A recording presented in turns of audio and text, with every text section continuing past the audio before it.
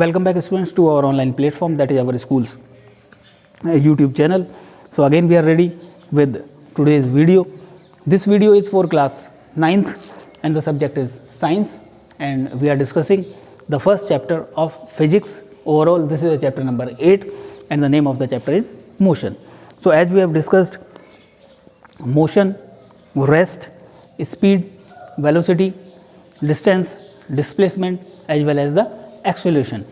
At the same time we have discussed the differences between displacement and distance as well as speed and velocity. So today first of all we will see the graphical representation of motion. So graphical representation. Graphical representation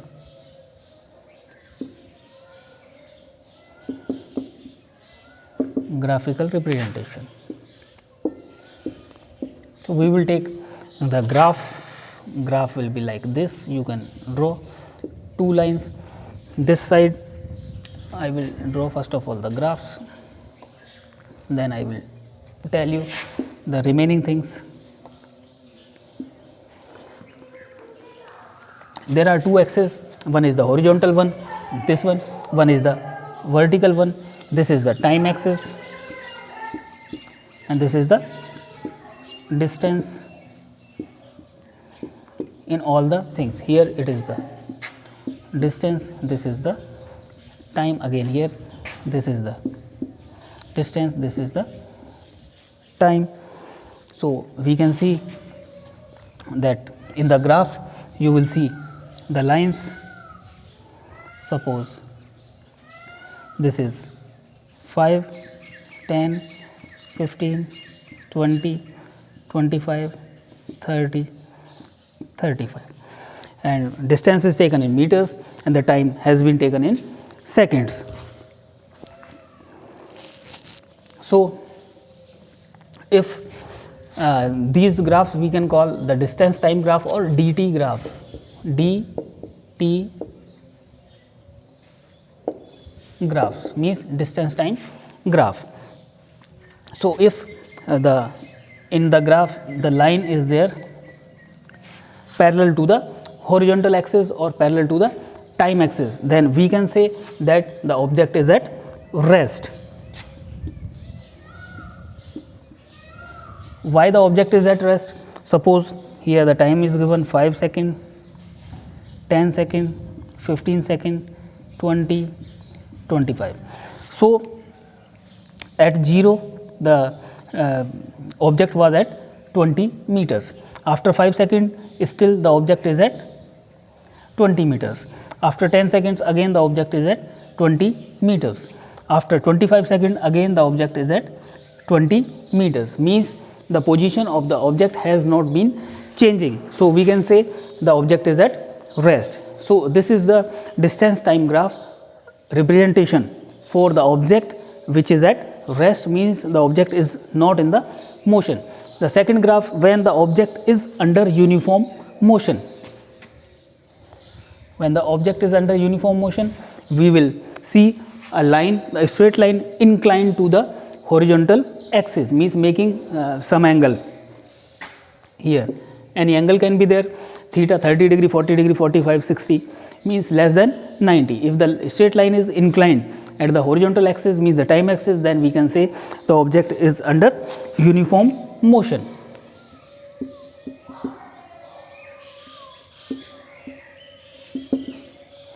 Now the third thing, when the motion the graph is like this, there is no straight line, the curve is there. So we can say the object is under non-uniform motion.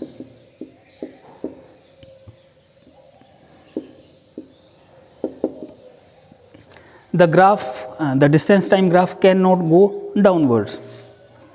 It cannot be like this because the distance cannot be negative. So that's why the graph will be always upside curve. So these are the three graphs to represent the motion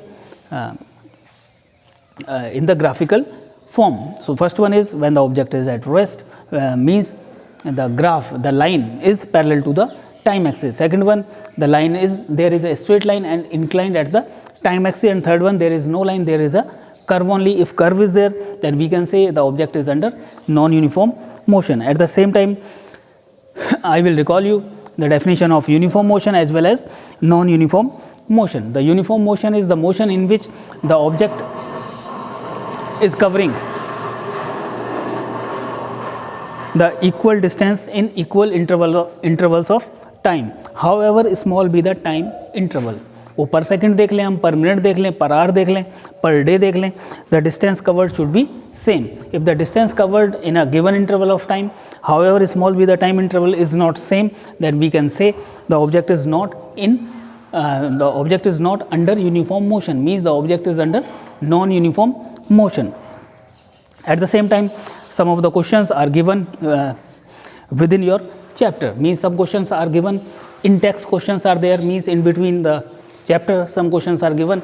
So out of these questions, one question I have seen, that is it possible that if an object has covered some distance and the displacement is still 0?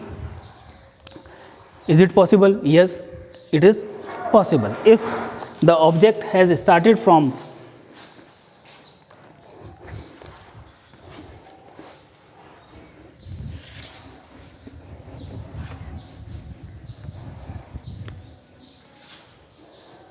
the question is like that,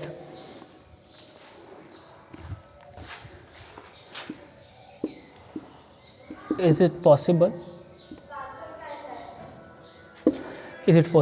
that after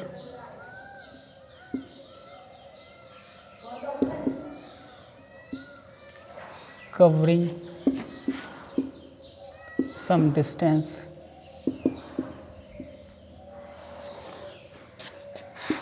the displacement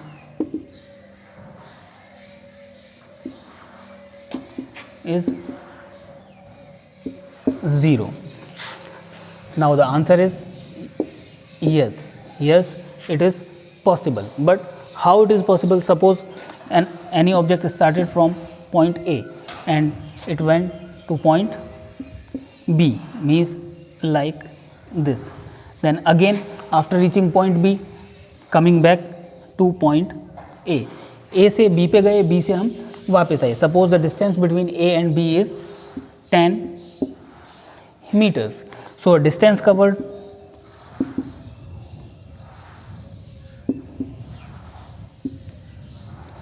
is equals to 10 in going and 10 returning back to the same position, means 20 meters. And the displacement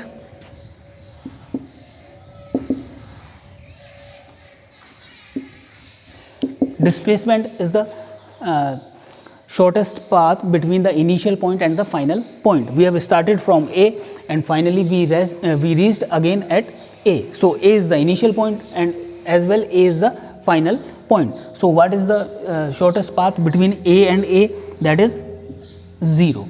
So if an object starts from one position and comes back to that position after some time, so it covers distance, but the net displacement is 0. So this is the answer for that question. At the same time, we will discuss more questions. So one more question is given, when you will say a body is under uniform acceleration and non-uniform acceleration. Uniform acceleration I told you, rate of change of velocity. Rate of change of velocity means velocity is a vector quantity having the magnitude as well as direction. If the magnitude is not changing and only the direction is changing, even then we can say there is acceleration. And if magnitude is changing, again in that case we can say that there is acceleration, because acceleration is rate of change of velocity. Velocity can change in two ways, one magnitude wise, second direction wise. If one object is revolving in a circular path like this with the same magnitude, the magnitude is same, that is 40 meter per second, 40 meter per second, but at each and every point here the direction can be taken as the tangent to the circle, and if it is coming at this point, here it is at A, here it is at B, the direction is again changed. So in a circular path, when the object is moving with a uniform speed, means the magnitude is same, but at each and every point the direction has been changed. So during the circular path also the acceleration can be there, whereas the speed is same, means the magnitude of the velocity is also same, but the direction is changing. So in that case also the non-uniform acceleration motion is there. So uniform accelerated motion means if the rate of change of velocity is same in a given interval of time, then we can say the object is under uniform acceleratory motion.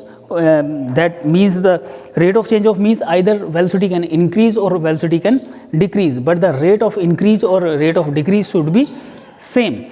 In that case we can say that the object is under uniform acceleratory motion. If the rate of change of velocity means the rate of increase or rate of decrease is different for a different for the fixed interval of time, then we can say the object is under non-uniform acceleratory motion. So these are some of the things you are supposed to keep in your mind.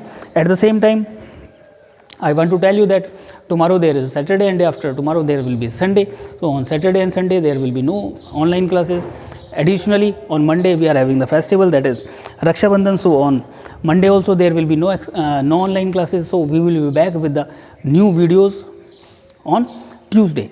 Till then you are supposed to read the chapter carefully and you are supposed to try to find the answers of the questions given within the chapter. After some topics, some of the questions are given and within that chapter, means in text questions, these are easy, but that will help you to clear your basics. If your basics are clear, you can easily give the answers of these questions. So don't waste time. You are having the 3 days now, Saturday, Sunday as well as on Monday.